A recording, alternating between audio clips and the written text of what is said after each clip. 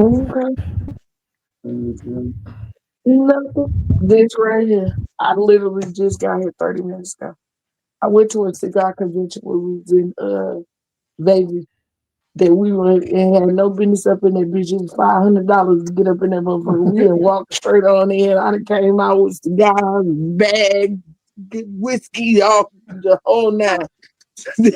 Motherfucker say, how you get in here? Walk the fuck on in, but it's Vegas, you know. Shit, make the most of it.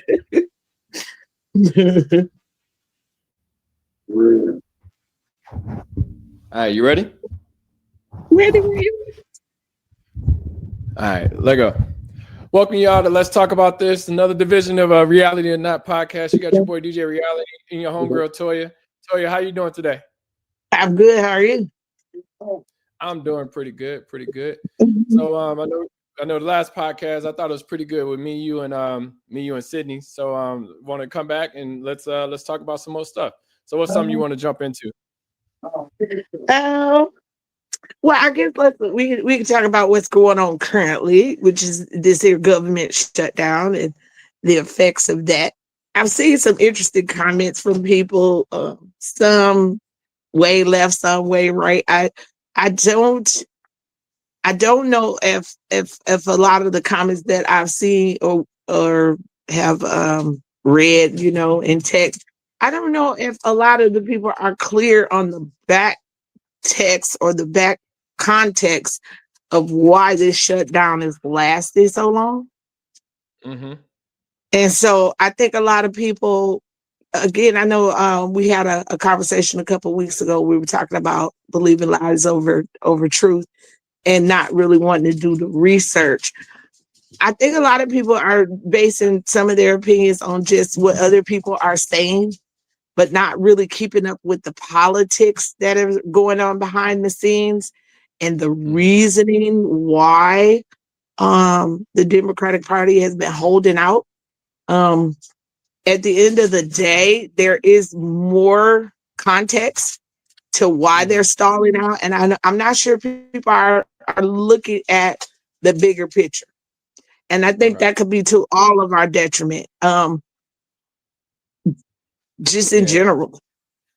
I was digging a little deeper into it, and I'm glad you mentioned that. And sometimes we're like, I hate when we're like sheep and we just follow whatever is out there because, I didn't realize, people like even within the military, they're not getting paid and they're still doing stuff. I didn't realize it had that impact. And I'm like, so I'm starting to delve deeper and deeper and deeper, just doing my own research. Because sometimes, as you said, sometimes people will like you say something, and don't get me wrong, I'm not saying that you're not saying something right or something wrong, but we don't go and look and see for ourselves rather than we don't read, that's honestly, we don't.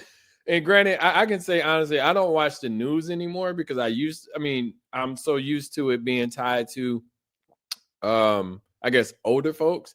So, and I'm saying that like, my mom used to watch the news, so I don't watch the news, but it's not like I don't follow the news. I know a lot of what's going on, but understanding everything that is being impacted from this is very important. I don't, and you mentioned it, but I don't think a lot of people are looking at it at that angle.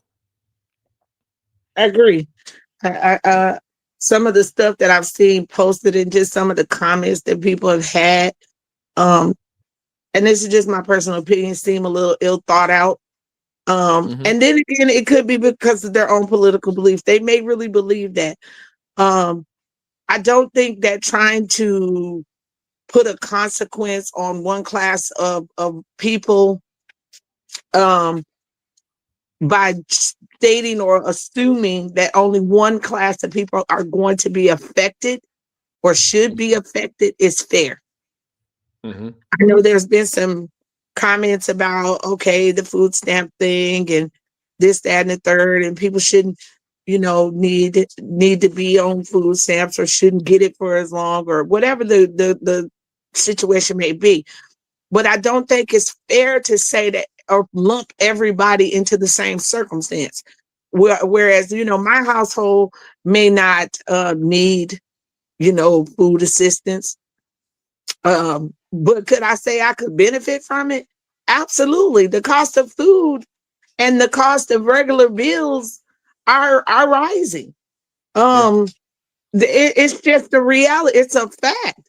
And for some households, even with two incomes, if you're not over the national, what they consider to be, moderate income status, you may be struggling in that area. But then I Mhm. don't think it's fair to say that somebody who's a single parent who may be working or may shouldn't Mhm. have the right to at least feed their children or feed themselves when we live in a country of good and plenty. I've over the years I've always heard of America being referred to as the country of good. We have a plethora or bountiful amounts of things. I can remember back a few years ago, maybe some 10, 15 years ago, when dumpster diving and things of that nature was like a big thing. In Mhm. these green conservative people, I didn't forgot what name they used to go by, would go What's to dumpster diving? What's when dumpster they diving? would go to like certain grocery stores or different restaurants, and they would go through the trash and recover um food that they had considered to be waste, Oh, but then others would consider to still be edible, usable, oh, able to be, even rationed to maybe homeless people or shelters or things of that nature. And they were talking about the amount of waste and the amount of food that gets thrown away in the United States on a daily, whereas some countries wouldn't have access to that amount of food, mhm, probably ever, not to the extent of the amount that was being thrown away. mhm.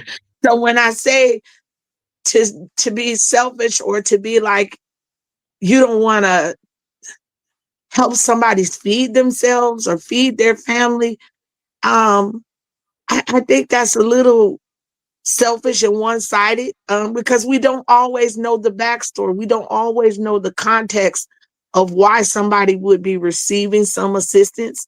You Mhm. know, I think that it was stated that they were kind of targeting some Democratic states and some Democratic policies to target a certain class of people, primarily people of brown color.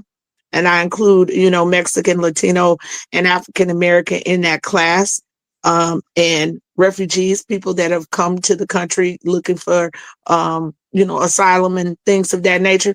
But to assume these were the only people that were benefiting off of government assistance, I think is kind of It's not even true. ill-informed. No, it's not even true. I mean, I looked up something and it said that, and correct me if I'm wrong, but what I looked up, it had mentioned that public assistance is used more from, I mean, it's more of them, but or as a number wise, is used more from white Americans than it is than any. So Mhm. it's just tricky. Like, I mean, you brought up a great point, and I'm glad you said it. You said that people watching what other people are doing and not really understanding what they're like. You don't know people's circumstances. That's why I try to help where I can, but I try Mhm. not, like, if you say, hey, I don't need to know. I don't need to know the why. You say, hey, look, I need some help with this.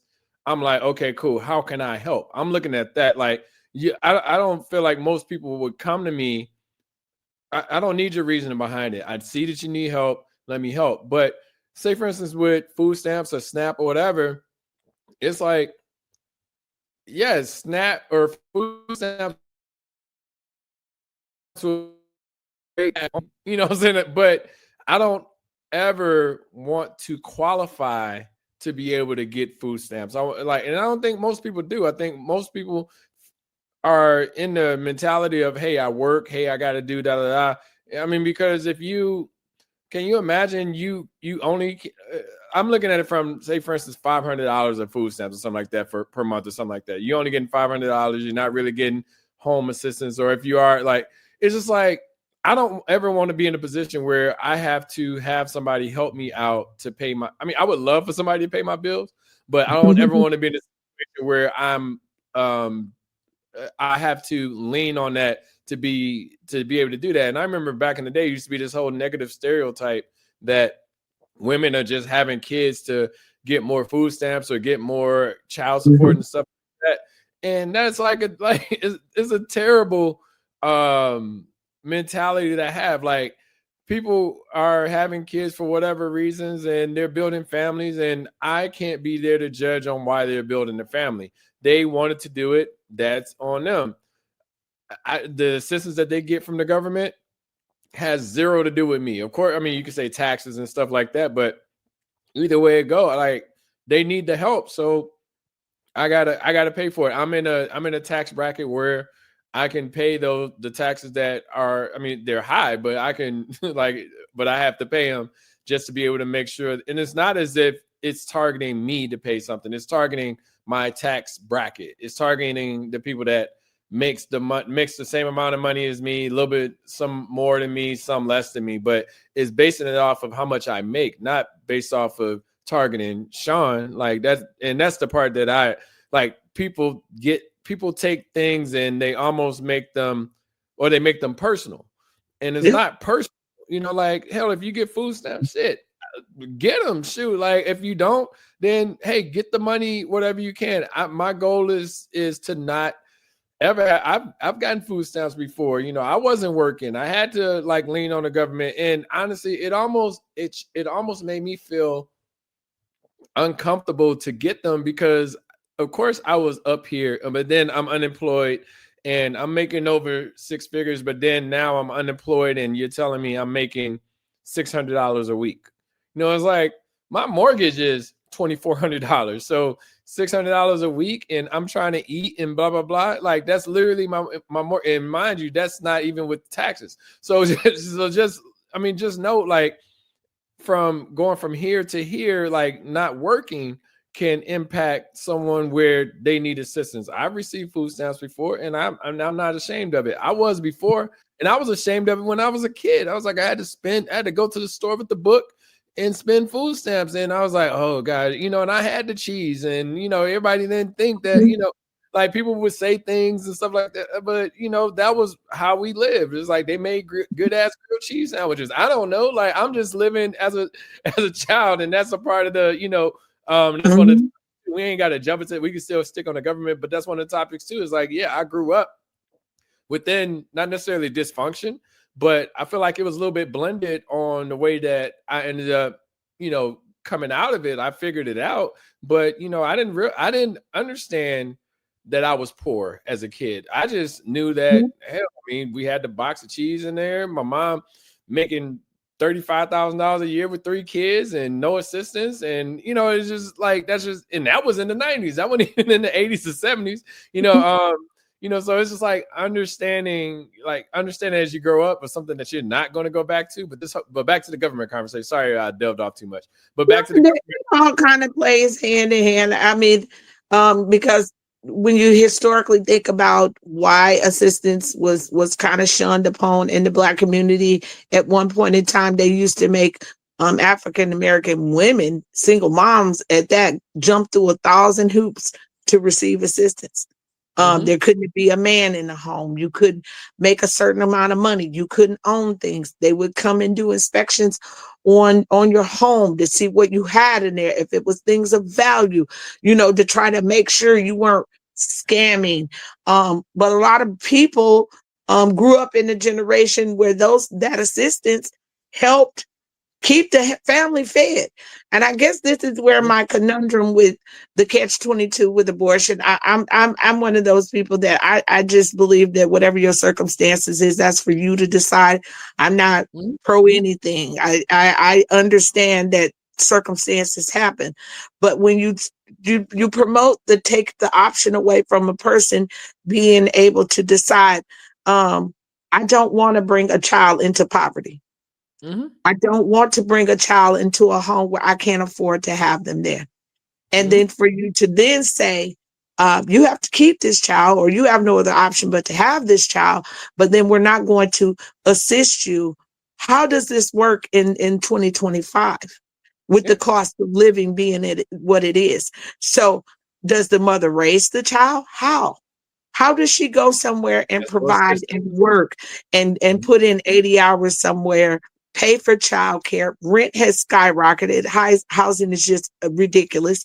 Buy groceries. Lord forbid if you have a vehicle, put gas in the car, clothe them. How do you do this on an income medium of less than $30,000 a year? How do you make that happen without some help? How You do didn't you even bring make it. that You didn't even happen? bring up daycare. Daycare is Yeah, that's what I'm is saying. not a. How do you do this with an income medium under $50,000? Under, because you got to think the cost of living in each state and the different parts of the country differs, but the cost of living in those areas differ. I could maybe live in California and work a job and get paid $25 an hour, but my rent is $4,500 a month. Oh, you can't even live there. Exactly. California. You know what I'm saying? When you say to somebody, oh, you make $25 an hour.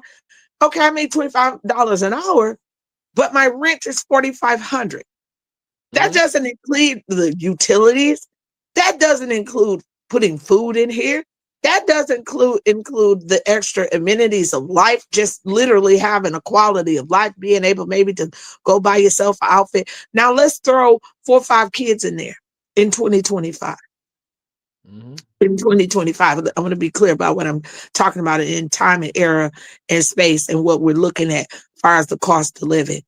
How does that work? How does that seem fair to say that if I had an option to say, okay, maybe I made a mistake, maybe I'm not ready, but is it fair for me to bring another child or another life into this situation that I'm not prepared for?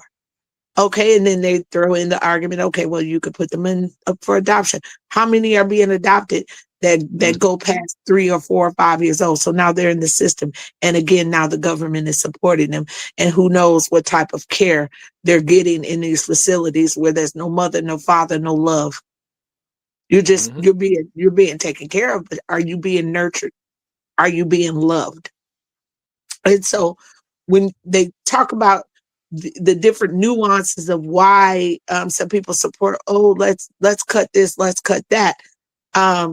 The Democratic Party, and I don't know 100% of the details, and I should do more research on it, but I really just haven't had time. But I know a core part of their stalling was to prevent healthcare from skyrocketing. I personally work in the healthcare industry, and it is a fear. We are very afraid for the consumers that I work with, and I predominantly work with the mentally ill, people with disabilities. Most of those people get Social Security or on some sort of fixed income. A good portion of them are homeless and have zero income, but they're suffering with mental illness. How do you keep that sustained? How do you keep those people at least able to get medication and to be seen by a doctor so that their challenges don't overwhelm them to the point where crime increases, homelessness increases? There is a fear there that some of these people, if healthcare gets to a point where it's so expensive that they just will choose not to get it. Now, we've seen in the last year or two the amount of crime that has skyrocketed, and low key, they have associated all of these particular incidents with the person having some form of mental challenge. Now, let's look at that from a person or a body of people who can't get care, can't receive treatment, who can't go to a therapist or a psychologist and get that medication that they need to keep them sustained, so that they think about their actions before they act on them, before they decide to assault somebody, before they decide to walk up on a billionaire and shoot him in the head, or, and that happened. He owned an insurance company or something like that.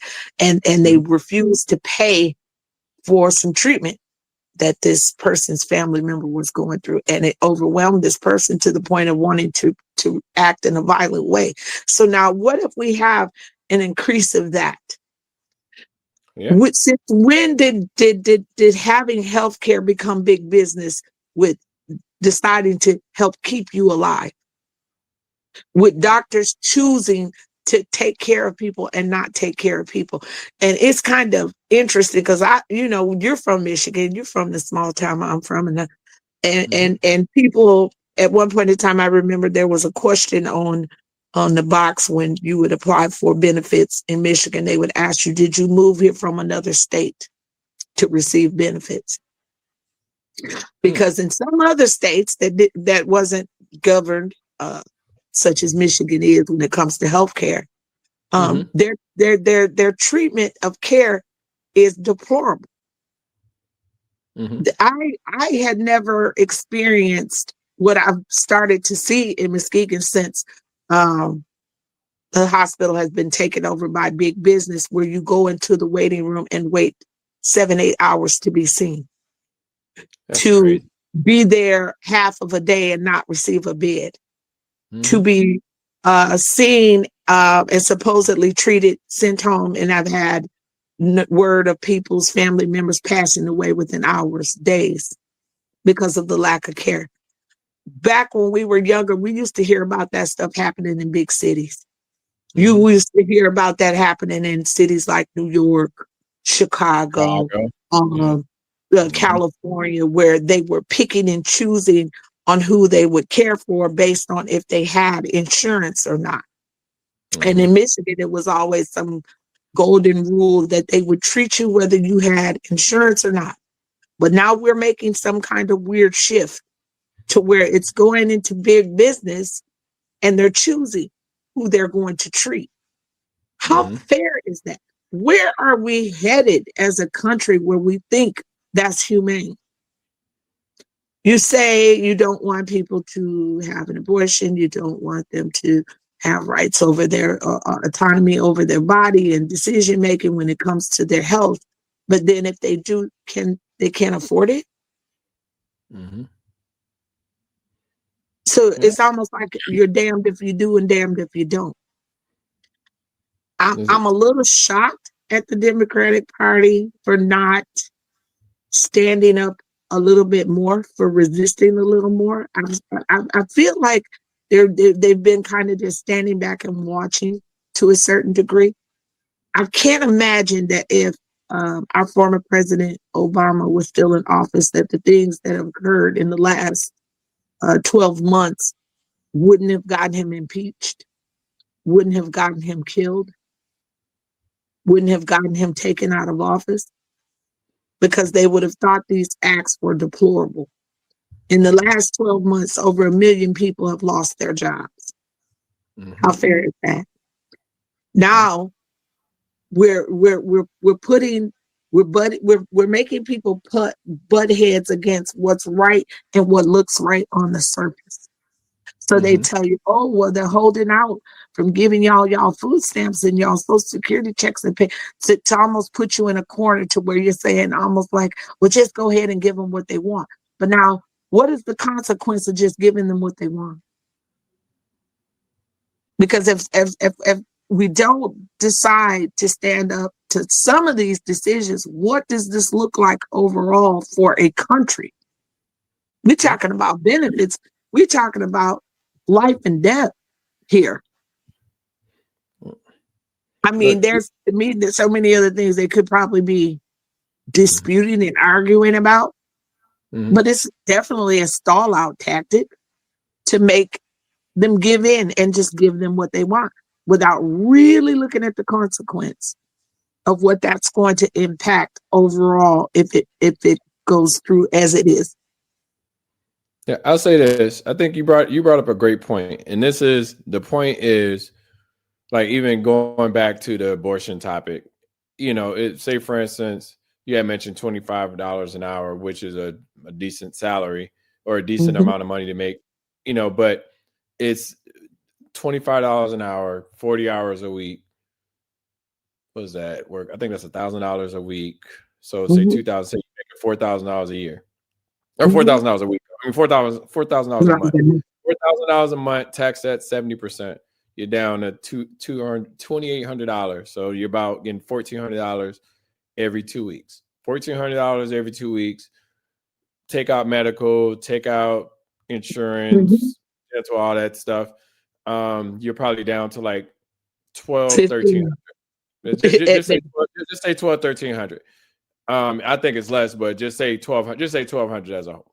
So out of 1,200, and this is what I learned this from, and I don't have kids, and I learned this from having to break down the math for when I was applying for forgiveness for my loans, and I still ain't got forgiveness. Fuck them all, but Mhm.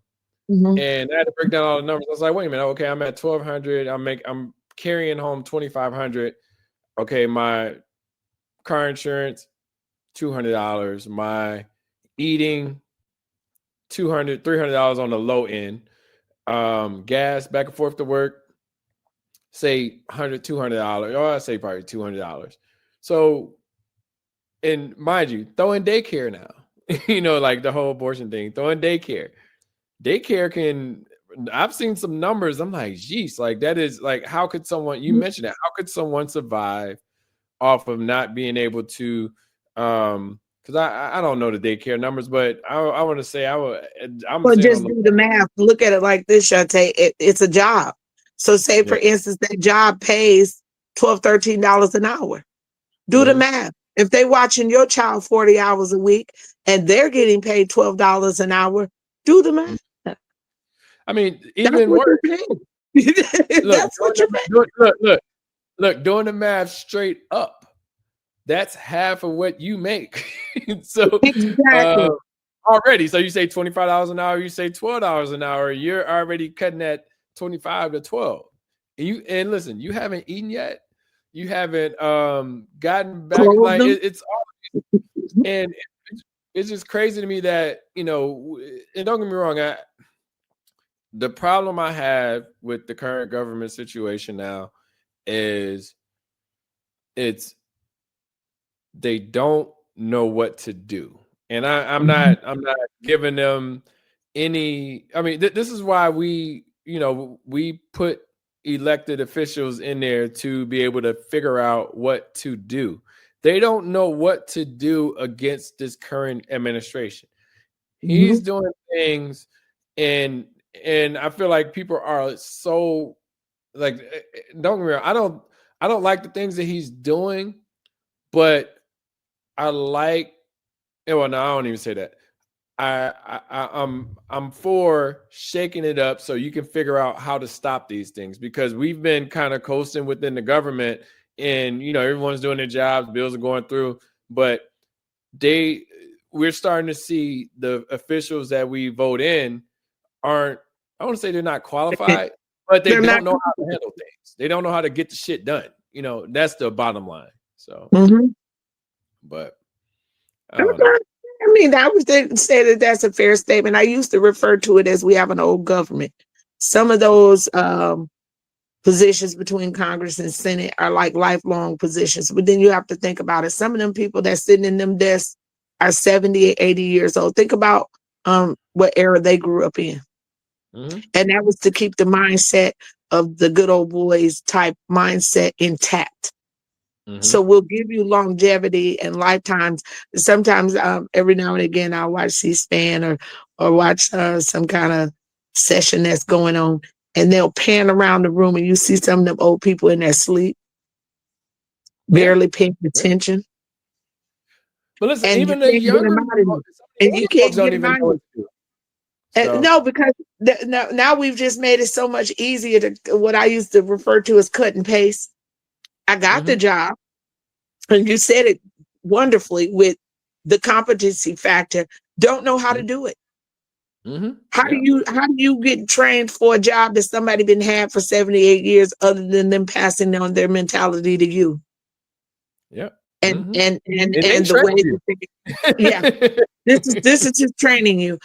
We saw Mm-hmm. that when we kind of talked a little bit about the leaked conversations that we're having amongst some of those representatives behind closed doors. But then you think to yourself, they got coached by somebody. Somewhere Yeah. along the way, the behavior was condoned because this just didn't start from nowhere. You know, you got to think technology has brought stuff to the forefront, but I guess it's been plenty of backroom conversation over a good bottle of wine or whiskey or whatever spirit they into, that these conversations go on a regular, that these younger people, this younger generation has been exposed to in some way, form, or fashion. Because you think about how you were in a fraternity, and you know how it is when you get courted and they seek you out and they bring you into the special meetings and they tell you the special rules and all the things. Mm-hmm. Clearly, it's still happening. And that's to keep the mindset intact. And it's sad that this administration has found a way to tap into it and use it to their advantage. So now is where we as a community, and I say that Black, Brown, LGBT, Asian American communities, where we have gotten to a place of complacency and comfort, that Yeah. we have condoned not paying attention to what's happening right in front of our face. We have lost track of keeping up with what government is doing. You know, I could imagine when our parents, grandparents were going through the civil rights era, that was like a big thing for people to be socially and, you know, governmentally aware Mm-hmm. of what was going on and why decisions were being made. We just got so comfortable, as you stated before, with just things kind of just being complacent. And Yep. so the shaking up has definitely showed how many acorns needed to fall. No, Um, listen, it's always interesting. Like, and this is one thing and we'll jump to the next topic. One thing that I never cared for, and don't get me wrong, I believe in marching, and I believe in, but at the same time, how do a march now doesn't have the same impact as a march in 1959 or 1964, only because, and I'm saying that because you look at what was going on back then, it was like we were literally marching for equal rights. Now it's almost like, okay, let's sign up for the march because we believe Black Lives Matter. Da, da, da. Cool. I'll go and support that, but it's like it still has to get bigger than that. It has to get engaging within, because politics are just kind of it's like you get in, now you got to figure out how to get around the red tape. But we need people in there that's pushing past the red tape to be able to get things done. And like we said earlier, that people are so comfortable in these positions now, and that's why I like the discomfort that's happening, but I don't like the impact that it's having on our people. exactly. So, but let me ask I you this think question. people definitely could get more aware. That would help. As you stated before, back then people were aware, and I think that we just need to get a little bit back more aware and accountability. I guess that's the right word. Holding these representatives accountable for what they say they're going to do, and making sure they're doing it. Yeah. So, what you want to segue into? Yeah. Let me ask you this question. So, who did you look up to when you was growing up? Like, who was your influence? Who drove you to be like, you know what, this was Latoya, not necessarily what you aspire to be, but at least that motivation that you use to be able to say, you know what, I don't, because think about it like this, right? When we grew up, it was either we could go this way or we can go this way. And it really wasn't like a middle ground. Like, in my opinion, I feel like it was either, hell, you either sold drugs or you was on the straight and narrow. And I kind of felt like, not necessarily selling drugs or anything like that, but I kind of feel like say for instance, high school, like I wasn't like a popular person, but I wasn't like the person that people didn't know either. You know what I'm saying? I was kind of in the middle. So like, and I asked the question, like, who influenced you to be able to get to where you're at right now? And it doesn't even have to be. So I'll give an example. Like this is a fictional example, but I used to love Claire Huxtable just because she was witty, she was charismatic, she was pretty much right all the time. And I just felt like, so my idea was, I was like, you know what, I want to be a lawyer. Then I found out like 10th, 9th grade, I was like, oh shoot, you gotta go to school extra. It's like, I don't want to do that shit. I do engineering. But anyway, like that was kind of my motivation. I mean, of course, you know, like Malcolm X, Martin, and all that stuff. But like as a fictional character, like Claire Huxtable was the person that I was like, damn, like I want to be like her, not like womanly, like, but I wanted to be like her as far as she's quick on her feet. She can solve the problem. When Cliff was doing whatever, she was able to, you know, figure out the family. Like she held the family together. And then, but she was also smart too, where, you know, she did her job and she was able to, you know, handle the kids and stuff like that. So, but what was your, who did you look up to when you was growing up? It could be fictional, it could be non-fictional, it could be a family member, etc. Like what's your thoughts on that? It's kind of interesting because in a way, I can't say that I just looked up to anybody and wanted to desire their life or be like them. Did I get inspired by people? Yeah, I got inspired by a lot of things. I got a lot of inspiration from my grandfather, just because he was omnipresent. He was always there, always supportive, always encouraging, but he was a very quiet man. He didn't talk a lot. He didn't, you know, scold. He wasn't abusive. He wasn't an aggressive man. He was a very simple guy. And he was what I would consider to be like the epitome of a nice guy. He married my grandmother. He took care of his 7 kids. He didn't have any outside children. He made sure home was taken care of. He made sure extended family. He showed his strength in being reliable, being present, his character and his actions spoke for him. He wasn't a man of many words by no means, but if he said something, he meant it. He had believed in honor, and you know, if you say it, you're going to do it, stick to it. But he was always supportive. There was just never a point in time in life that he wasn't there. When my mother and father got divorced, we never felt the lacking of a father figure because he was always there. If there was an event, if there was something going on in school, you would think nobody was going to be there to support, because I'm living with a single mom. My mom had to work. She couldn't always come to the field days and this and that. But you could look out the corner or you could look on the other side of the field and you see my granddad standing on that fence, watching and waiting. All you had to do was tell him what day it was and what time. And he was going to be there. Whether you did good or bad, he was going to cheer you on, and he had that change, that little money for you when it was over. So his character spoke to me in a lot of ways. Inspirationally wise, I always aspired to want to be great. I knew that I had it in me to be great. And my teachers knew that I had it in me to be great. They used to often say, she do just enough to get by. And so I think I was always my own biggest enemy when it came to being complacent. Yeah, because I've never fit the mold. I've always wanted to be my own thing, do my own thing, kind of tread my own path. I used to get inspired by watching Dynasty. I don't know if you remember that. Yeah, I remember Dynasty. So back in the day. Yeah, and that nigga woke up like the host. He woke up and Blake and all of them.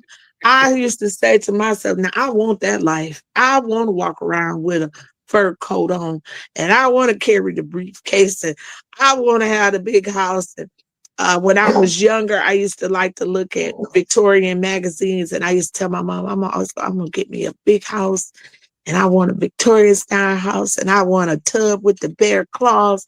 and the Mhm. gold tips, and those things just inspired me. But I can't say that there was ever one person that I just looked up to want to emulate or be like, because I always thought I was great. I knew I Mhm. had it in me to be great. That's the cockiness in me. I Mhm. often refer to it as the Capricorn in me. But Um, it's not just cocky. It's confidence. Like yeah, that. I've always kind of just did my own thing, and I never really cared what other people had going on. I set my own style. I did my own trends. I kind of live my life in a sense that I'm gonna do what Toya want to do, and that's good, bad, or indifferent. I've had some great experiences. I've had some not so great experiences, but I've often said that, you either learn from it, grow from it, and you move on. Mhm. Some of the things that I've done in my life have inspired me to want to do better. Mhm. The steadfast in me has always allowed me to do better. I Mhm. always, I'll make one benchmark, and I ain't even satisfied with staying there too long before, in my own mind, I've set another goal, another challenge for myself. So, a lot of the things that inspired me when I was young, I've achieved those things. I Mhm. bought the cars. I've traveled. I own a home. You Mhm. know, I have a job that pays decent. I have the children. They have their own way of making their way through life, but they're safe. They good. They never been in no trouble. They never been in no jail. They never, they don't really do that weed. Oh Lord, when it became legal. But as far as heavy drugs, they don't drink alcohol. I don't have a whole lot of things in my life that I'm disappointed about, because I kind of set my own benchmark. Yeah. So I hope that that's inspirational to somebody else, maybe looking from afar, Mhm. to be like, I don't want to necessarily be like her, but I want to have the tenacity, the drive, the steadfastness to kind of check off some marks in life. So hopefully that kind of answers the question. But there No, was it just does. never a whole lot of people that I just looked up to and was like, oh, I want to be like Blake. No, I don't. Mhm. I don't want to be. I don't want to be. I want to be like Toya, but I want to be great. I want to have that life, but I don't want to be like him to get it or her to get it. You know what I'm saying? You know, I give you three people. My mom, Brian Clancy, my cousin, Mhm. and me. And when I say my mom, like her work ethic Yes. is like driven in me. It like I will work till the end to be able to get whatever I'm trying. Like my mom will work doubles, then come to my grandma's house, um, and then I mean, it was like she was making sure that we were taken care of, but she was making sure that financially she was trying to figure things out being a single mom. Like my mom bust her at like I can give you all I give you all of the bad stories of her annoying me or getting on my nerves, but she's the one that like she was the reason why I would work even if I wasn't making the money at the time I should have been making. I'm working double shifts just to make sure that my family is taken care of, Mhm. we good and all that stuff. And she would find a way to she's the only person that could touch my nerve too. Like literally everybody Mhm. else, I'm just like, whatever. I can bypass y'all. But the mom, like, she the one that will touch my nerve. But at the same time, if I need anything from her, she got me. And that's why I try to hand that down to my nephews and nieces and stuff like that. That anything they need, I will figure out how to get it working, not working, etc. Brian, Mhm. Brian, like me and Brian the same, well, we all same class, but Brian always like me and like Brian used to stay across the alley from me. I didn't even know Brian was my cousin until like maybe first, second grade. I can't remember. Like I think he knows the math a little bit better than me, but we was friends before we knew that we were cousins. And we hung out, we played Nintendo, we did all other things. But then Brian's drop. Like Brian was the dude that was selling candy in elementary. You know what I'm saying? He was Mhm. that dude. I'm like, okay, he works hard. Okay, cool. Well, he got his candy hustle. Okay, I get my paper route hustle. Now I'm over here slinging fucking the Chronicle like 2 paper routes, shit like that. You know, he got me my job at McDonald's. You know, like I had 2 first jobs. I worked at McDonald's and I worked at this camping, and I got him the job at the camping thing. So it's kind of like we kind of went back and forth, but Brian always had that drive and that hustle. Brian started DJing, you know, in high school. I started DJing in college. You know, it's like, and it wasn't like directly, hey, look, I'm biting what you're doing. It's like, well, no, I've always wanted to DJ, and you made it look easier. Not easier, but you made it look more attainable for me to do something like that. So then I went on and pivoted and started doing it in college. So it's like always it wasn't necessarily a competition between me. Hell, Brian had a Cherokee like in high school. He was like, he bought it with his own money. It wasn't like his mom bought it or anything like that, or his pops or my uncle, whatever, bought it, whatever. So it was kind of like dope, you know what I'm saying, just to see his drive. So I was pushed, like I almost went to, it used to be GMI or Kettering, you know what I'm saying? I almost went to school because he went to that school, and I decided to go to Michigan State. Great decision. But all of it said, like, he was the one that, you know, side by side that I was inspired by, you know. But then say for instance, me, I'm very similar to you. I'm gonna do it my way. You know, you said bad, or you said good, bad, and different. I'm going to make it mine. You know what I'm saying? I am going to, but I know that I have to pay for it. Nobody else, like as soon as I got out of my mom's house, it wasn't like fuck you, mom, or anything like that. But it was like, okay, I'm an adult. You could say whatever. Like I remember one time I went home and Eddie came. We used to try to coordinate the times that we'd go home. He was at Grand Valley. I was in Michigan State. And you know, she was just like, and I was like, hey, I'm about to go by Eddie's house. Da, da, da. She was like, oh, you ain't about to take no car over here. I was like, okay, cool. Eddie, can you come get me? Boom. Eddie came and got me, went over to Eddie's house. Me, Eddie, Feek was out chilling. You know what I'm saying? At Eddie's house doing nothing, just chilling in the basement, listening to music and stuff. So I'm saying all that to say, once I know I learned as I was going along within my path, but I created my path. And, you know, for me, I remember when I started DJing, I just went and bought some equipment. I took my loan money from school, and then I was like, well, I just pay my rent out of pocket for this semester, but I'll go ahead and buy some equipment. You know, my mom was like, yo, why are you buying this equipment? You spending this money? Da, da, da. I was like, I got this. I'm cool. I'm going to figure it out. I was like, I just got to eat less, and I'll start learning how to DJ. Started 97 and been going to this day. You know what I'm saying? You know, now she borrows money from me off of DJing, you know, not even off of my corporate shit, because I had DJed professionally like for a long period of time. Now I just do it as, you know, kind of the side thing. But it's like I knew, like from the DJing perspective, now I'm a DJ, and now like, oh, well, even, you know, fast forward now within my career, it's like, well, hell, I got a certification test tomorrow morning. You know what I'm saying? It's just like, no, like I'm going to bust my ass to make myself better and invest in myself.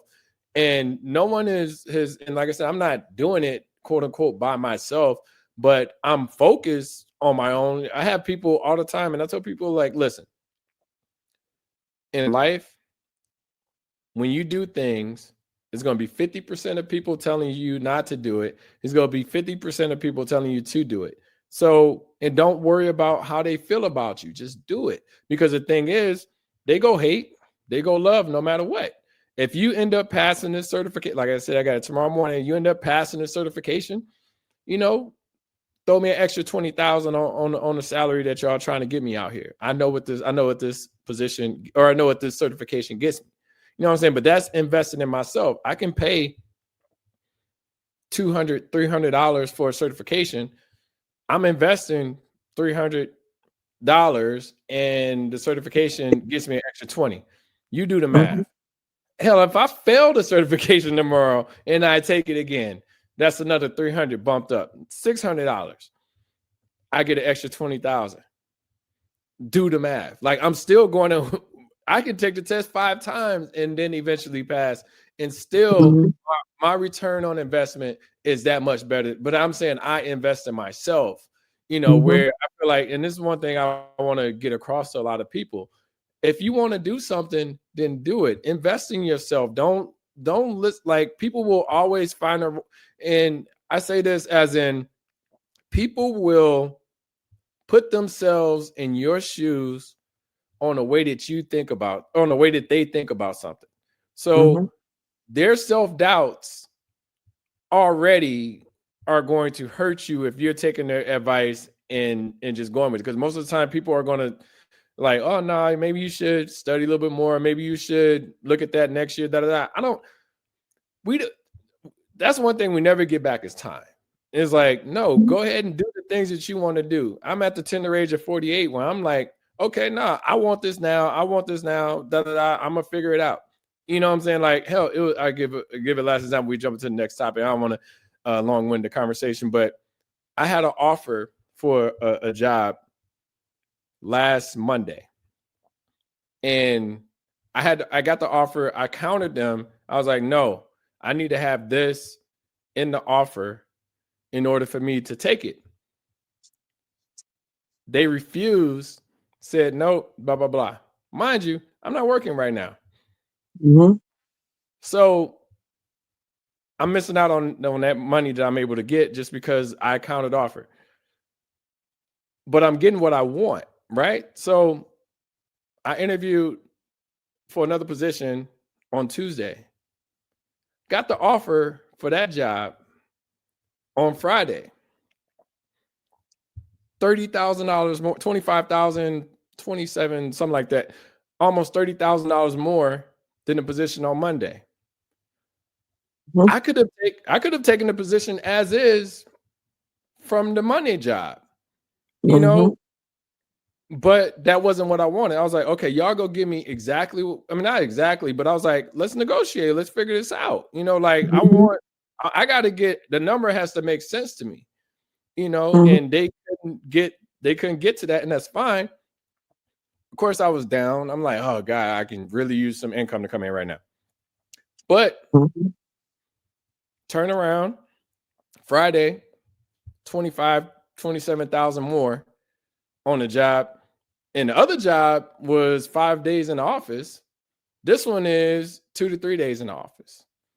You know what I'm saying? So it's kind of like understanding what you want and asking for it. Like I want to, and I want to get into the whole Bible and shit like that. But like my pastor said, he's like, hey, look, you know, he didn't want to say it directly to me, but it felt like it. But he was like, if you want something, ask for it. Don't ask specifically. Don't say, hey, I need to, I need your humble grace and all of this. Blah, blah, blah. Say, hey, look, when I prayed, I was like, God, look, I need a job by Friday. I need to pay this. I need to get caught up on this, and I need this to happen. And like I said, it doesn't happen all the time, but I literally got an offer on Friday. And I'm not saying like, you know, I'm the godliest person, but I do pray and I do figure out, you know, I was like, well, if he blesses me with this, that's fine. But I wasn't thinking I was thinking when he blesses me with this. I didn't think like he had to come through on Friday. I'm thinking whenever he decides to come through, he's going to come through when I need it the most. Yeah. You know, so I often used to tell people the worst thing somebody can tell you is no. Yeah. I had a friend who had said to me one time, this book a couple months ago, she was considering transitioning from one job to another. And she said, oh, I don't really know. Sometimes I look at these job descriptions and I'm not sure. And I'm da-da-da-da. And I said to her, well, don't always get so caught up in what the job description is. I said, because a lot of times you can see the job description. And then once you actually get an interview or get an understanding of what the job requires, it's not exact as it's being described. But that's how they have to list it or, you know, kind of refer to it as. I said, the worst you could do is go into that environment and not at least ask the questions. She says, well, some of them, they're not paying what I would want them to pay. And I says, how do you know that? Ask for it. I said, first you got to get the interview. I said, and when you get the interview, then sell yourself. Yep. If you know what you bring to the table, I said, most times in the application or on the job listing, they're starting at base level. They didn't necessarily tell you that's what you was going to get paid. You then come into that environment. If you're certified, like you said, you have the criteria you have. And lots of times people overlook the fact that years worked. When you have the experience, sometimes that speaks volumes over somebody coming out of college with the degree in that particular field. But when they don't know the nuances and the ins and outs of the actual job, and somebody else is in that same space, but's been with the company 5-6 years, understands what their goal is, what their motive is, what their initiative is, and knows how to get to the end product, that speaks volumes. And I said, when you get in there, I said, and then you have to factor in, how does their pay system work? I said, okay, you saw that job and maybe they said $50,000. Okay, you don't want 50,000, you want 65. I said, but now you don't know how that pay system works. I said, maybe you come in and you ask for 40, 45. But then you didn't know until you got the job that after your first 90 days, your trial period, you got another raise. And 6 months in, you get another promotion or raise. A year in, you had your evaluation and you get another raise. Who's to say within that year's time, you're not closer to the 50 that you wanted than you thought? Yeah. Because you don't, selling yourself. I said, the worst they could tell you is no. The worst they could tell you is no. Don't talk yourself out of it, though. That's right. Sell yourself. I say, you know the job, or you think you do. Even if you don't, go in there and they say, fake it till you make it. Sell yourself like it's your last day on earth. And the worst they could tell you is no. Case in point with your scenario there. Okay, you didn't get what you was asking for the day before, but the second day somebody said yes. The worst they could tell you is no. Yeah. No, don't mean I still don't want it. Don't mean I still don't deserve what I'm asking for. Maybe that I believe a lot in fate. A lot of times people, I leave a lot to fate. You just never know. It was your time to shine. That first opportunity was probably never in the cards for you. It was not going to be the right fit. You probably wouldn't have wanted to be there too much longer because you wouldn't have felt like you were getting paid what your worth was. And so when you go into spaces like that, sometimes you don't bring your A game. Sometimes you ain't, giving it your all because you're thinking to yourself, now I ain't finna do 2 men's job and get paid for one, And so the worst they could tell you is no. That don't mean you don't ask. Yep. That don't mean you don't ask. And I liked when you referred to your mom as being an inspiration. I should have included her as the inspiration, but not somebody I just looked up to again. Like your mother's single mom, working a lot. She worked for the school system for 40 years. So a lot of times when we at school, she at school too. So there was not a lot of time for her to be as engaged and as present as she would have liked to have been. And when I got to be a teenager, I ain't gonna even lie, that was probably the most tumultuous times of our life. We butted heads to there was no end. And I was even then, the consequence of my arrogance, but kind of hard-headedness, I financially have been kind of supporting myself since I was 15. Her consequence to me would always be taking things away. I was too old to whoop. I was too old to punish in a certain kind of way. But she knew how to make it hurt. Take the car, to go school shopping for my sibling, but won't buy you nothing. I hated that. How to make the car. I gotta get to work.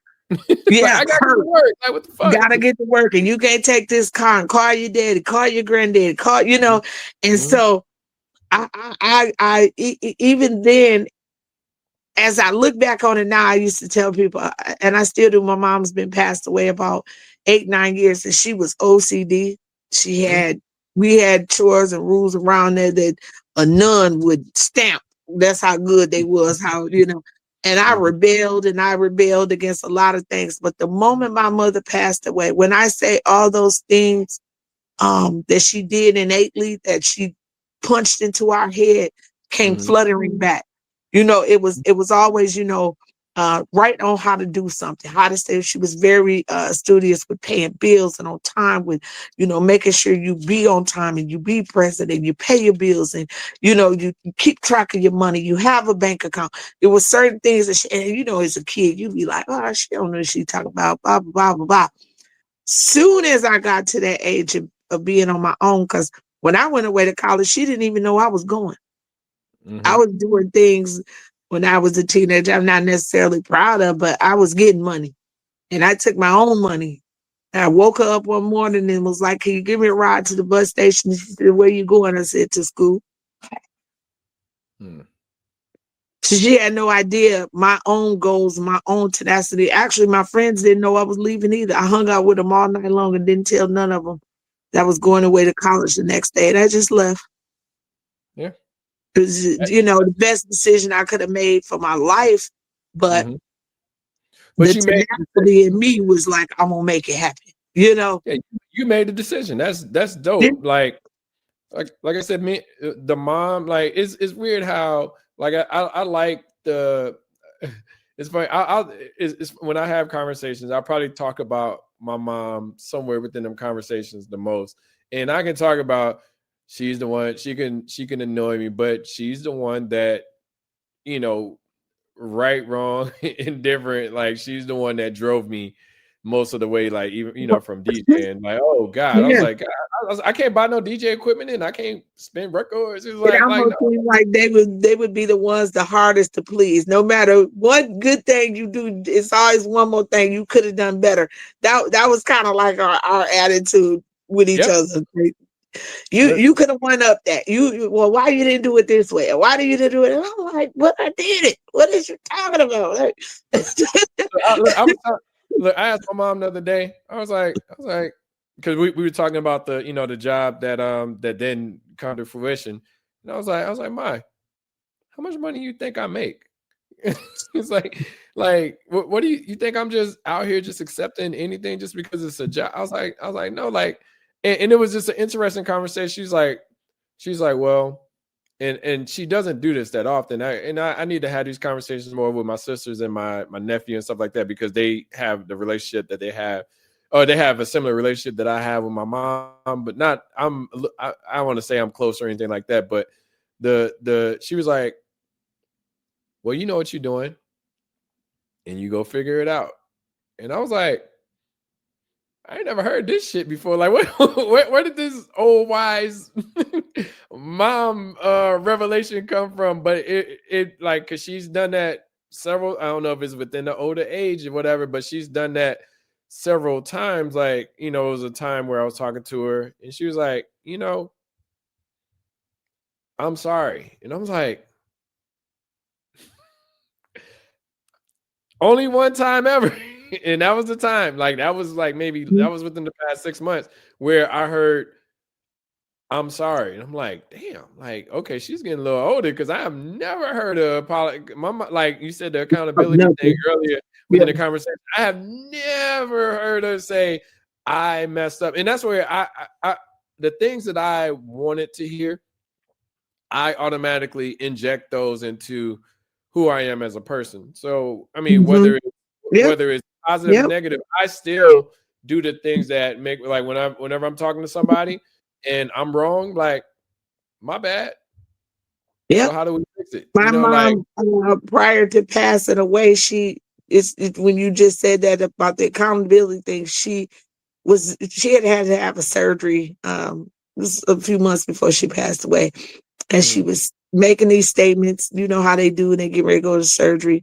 And she was talking to me and my siblings, and she looks at me and she says, and you're my child that'll get it done. I never have to worry about you getting it done. If something needs to be done, you're going to get it done. And for the first time, and I think it felt like maybe ever, I'm going to drop the phone and say ever. It was like she was saying, I see you and I've always saw you. And I know that you're going to get it done no matter what it is, because my personality has always been very kind of combative. I'm gonna go against the grain, but I get it done. And for her to know that in me and knew that, and then before saying it shortly before she passed, that always has stuck with me since she's Resonated. passed away. That she did know. She, and as a mom, and I know you don't have children yet, but as a mom, the one thing I do say is, you know your kids, you know them. I got two, and I can tell you that they personalities like night and day. I can tell you if somebody else described my kids to me, I can tell you which one of them did it. Because if nothing else, as a parent, as an intuitive parent, a present parent, meaning they may not be always around, but they watching. You know your children. She know what you capable of. She know what kind of stock you come from. And even if she don't never tell you, I bet she bragging to a friend. My Oh my son God. is. My mom called me My on son is. FaceTime. My Look, she son called me on is FaceTime like, this my in son. your neighborhood around this town, you probably a millionaire, let her tell it. And my son, because sometimes we don't always know how to show or express our admiration for our children or how proud we are to them directly, because again, we know them. Just like I know what good in you, I know what bad in you. I tell my kids all the time, you like, don't lie to me. Tell me first before anybody can tell me something, because I'm the only one on this earth, right, wrong, or indifferent. Gonna be there with you. Gonna try to do. I might can't get you out of jail, but I can keep you from getting life. You know what I'm saying? So tell me, because I'm gonna know you're lying. I'm gonna know. If we got to stand on that lie, then Yeah, we gonna rock it to the bitter end. I might not put up this house, but we sure gonna get a lawyer to try to keep you from getting the death penalty. I think all the commissary in the world. So yeah, you take that as a nod, and as I say, as this is just me speaking to you as a mother of a son. She see you. She never said she see you. She's very much aware of what you're capable of. And I take that and I run with it, because I like I said, that moment when that conversation happened, my mother passed away like 2 months after that.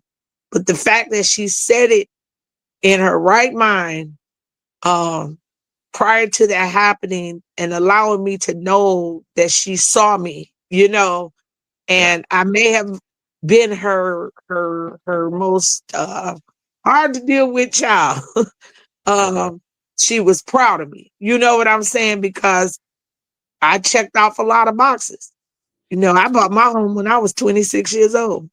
I mean, but she knew you was on your shit, which is She dope. know that I'm on my shit. If ain't nobody gonna get it done, she's gonna get it done. So no, yeah. that's always important. I always tell people, like, it's these little moments, and I'm glad you was able to get that from your mom, because there's, you want to feel like you got, like, it's because she's always been in the corner, but it's always good when it's almost what's the word? I'm gonna say justified, but like I called her, on Friday. I was like, guess what I got? She was like, what she say? She said, she's like, you got some breakfast or something? Like, I was like, no, guess what I got? And she was like, all right, I'm tired of guess. I was like, I got a job, like, she was like, I knew you was going to, you know what I'm saying? So it's kind of like, it's always good to, help them understand, like, because my mom, she worked at the prison for 25, 30 years, you know what I'm saying? So they always used to, they're used to you work for a place for a long time and go from there. But like this climate, it's almost impossible within engineering in general to stay with a company longer than 5 or 10 years, because there's always corporate cuts and all these different reasons. So she don't understand why I move from company to company, but I'm getting more and more money. I'm like, well, no, that's kind of like the nature of the game. But all that being said, I love the fact that I was able to be able to say, oh no, I got a job, like, and just had that, hear her joy and stuff like that. So and share that. Yeah. Yeah, and have her be proud too, to ask all the questions. Well, how much you gonna be making? Where you gonna be working at? Who you gonna be working for, boy? Look, I had to break it down. Like, and that's the conversation. I was like, "Ma, how much do you really think I make? Like, do you think I'm just out here just trying to?" I was like, "No." I was like, because we had this conversation about the house when, because what I do contract work. So within the contract, my contract ended in August, and I had the surgery in September. And so after the surgery, after I recover, I'm back to looking for jobs and stuff like that. But she was like, "Well, I can help you out with your mortgage." And I was like, "I know you can't." Like, it's like my mortgage. I was like, my mortgage is $2,400. I was like, your mortgage or whatever you pay on taxes now because the house is paid off. Even when she had a mortgage, her mortgage was like $400. I was like, there's no way in hell like your salary or what you make is gonna be able to compensate for this high ass house that I live in. And I love my house. And it was well worth it, but it's just, I was like, no, I was like, but she was like, but I know, because I told her, I was like, no, I'm gonna figure it out. Because I always tell her, I'm gonna figure it out. Don't even worry about that. Like, I'm never gonna be worried about losing a house or being able to not take care of things that I need, But yeah, it's just good. She was like, well, you go figure it out. I'm like, yeah, you ain't got no choice, shit. So, yeah, it's life. Say yep. don't make you. I mean, key you make you stronger. So you gotta figure it out. You Yes, gotta ma'am. figure it out. Yes, I ma'am. will say this though, as I got older into the stage that I'm in now, in my late 40s, I often reflect and say to myself, I have a lot more empathy for my mom. I can Definitely. remember my mom at this age. Mm-hmm. I can remember maybe the trouble that she felt I was bringing to her or the stubbornness that I was bringing to the table. Mm-hmm. And as a parent, not knowing the backstory, I Mm-hmm. don't know the things that my mom may have kept from us. The I time definitely. she may have been robbing Peter to pay Paul. Mm-hmm. Um, the things that were going on behind the scenes that may have been causing her stress or concern. I don't know those stories. Mm-hmm. I don't know um if it was something that was weighing heavy on her. I don't know how the divorce affected her. I know for many years she didn't date because she had 3 daughters and she just refused to bring men around us. Um, could that have contributed to her not finding love again, not wanting to remarry? I don't know. What I do know as a mom at this age, I have a better understanding because I know that there are things that my children don't know. There were times when Like my they were mom. younger and the scuffle was hard and I just didn't tell them everything. When me and their father separated after 16 years, how I may have kept my emotional feelings and how that was affecting me from maybe being a little more compassionate, a little bit more patient with them, working more, being kind of, I ain't gonna say not present because I'm one of them parents that was at everything. I literally attended every single event, field trips, school, anything. I'm gonna be there because I always wanted my mom to be there. And I Mm-hmm. understood as an adult now that she had to work and it wasn't possible.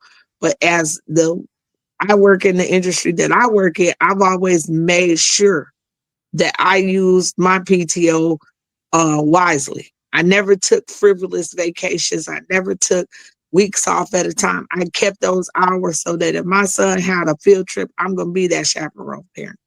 If Mm-hmm. my sons had a game or something they were at, I'm going to be there. They never had to not look over in them stands and not worry about me not being there because I was going to be present.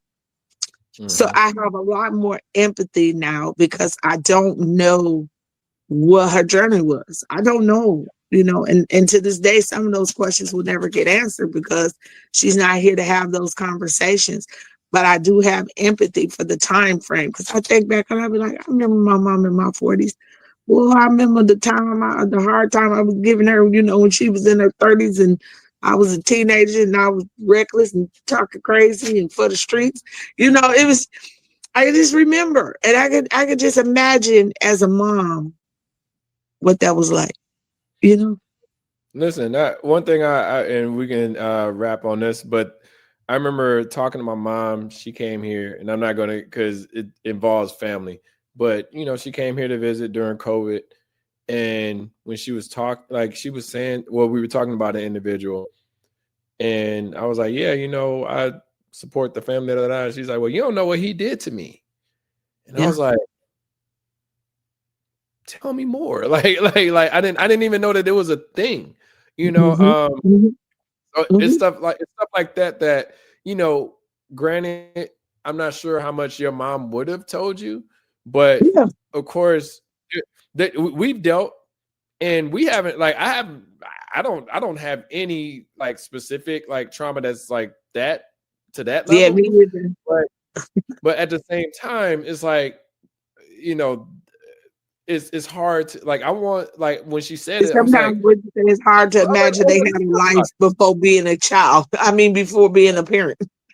yeah, I was like, let's talk about it more. Da, da, da. But then she automatically shut back down. I Yeah. was like, damn. Well, you don't want to push. Like I tell everybody all the time, like you got a story, you tell it when you want to tell it. Like I can't force no Mhm. one to tell a story, but just know that I'm here because it almost it can feel embarrassing to them, or it's like they don't want the sympathy or the empathy that's there to be provided. I'm looking at it like, no, like I'm not judging. Like I Mhm. understand. Like I'm uh I'm here to hear about, because I mean it makes a little bit more sense on like, well, ain't Evelyn mean or da da da. I was like, well, no, you don't know what she actually went through, what I'm saying, and stuff like that. As a child, like this isn't as an adult or anything like that. Of course, she dealt with everything as an adult, but being impacted as a child can change the way who you are as a person forever. Mhm. So Mhm. when she Yeah. broke down and said that, I was like, oh no, I was like, all right, well, I mean, we literally driving to go to Whole Foods and shit. And I was like, well, tell me more. Like, talk about it. Like, so I can understand it and see where you're coming from. Cause I've never been a judger. I've always abided by you live by your own path. Like Mhm. I can't tell you what you should be doing. And I hate when people try to say, well, you should do this. Like if you're a child and like I'm teaching you and you're learning, I'm like, this is why you should do this, and this is what you're going to get from it. But as an adult, I'm never going to tell anybody what they should do. I'm gonna give advice and give information and stuff like that. But I'm never going to tell somebody this is the only way to do it and da da da. And if you don't do it this way, then I don't fuck with you. And da, da, Mhm. da. I don't no, like talk to people, understand what they're going through. Because, like I said, I mean, that was a moment for me that I've only had that moment one time in my life. And she's 74. She'll never Yeah. open up like that again. And Yeah. she only opened up at that point in time based off of frustration, not even off of me asking questions, so. Yeah. So that's a story that they say may never get told, and you'll always um, have that in your mind. But I would say that that'd be a great topic for us to explore Mhm. on maybe one of our next sessions. We could talk about maybe how secrets hurt families. So, All right. We gonna definitely that's gonna be a topic. So definitely we'll talk about that next time. But appreciate y'all for tuning in for Let's Talk About This. We appreciate you. Make sure you like, subscribe, leave a post, talk about things that you would like us to tackle, and we'll go from there. Toya, any parting words? no, I'm looking forward to our next topic and subject. I really enjoy it, and I enjoy conversating and having that kind of like difference of opinions and views. Mhm. Sometimes it's just kind of good to sometimes hear a man's point of view on certain things. So I like that, and I enjoy doing that. So I'm looking forward to it. Can't wait till our next session. So Look, you I keep them good topics coming in, and I'll do my research. Look, I really love talking to you, and I love the engagement, and I like the back and forth, and that's always important because the thing is, like, we're not looking to solve anybody's Mm-mm. situation. We're just telling you how we've dealt and how we live and the things that we've experienced within life, and that's only meant to help you figure out things that you may be going through. Like I said, leave a conversation with, or leave a topic within the within the comments, and we're always open to talking about those things. But yeah. but anyway, thanks you everyone. Talk to you soon. Peace. Bye. Have a good night.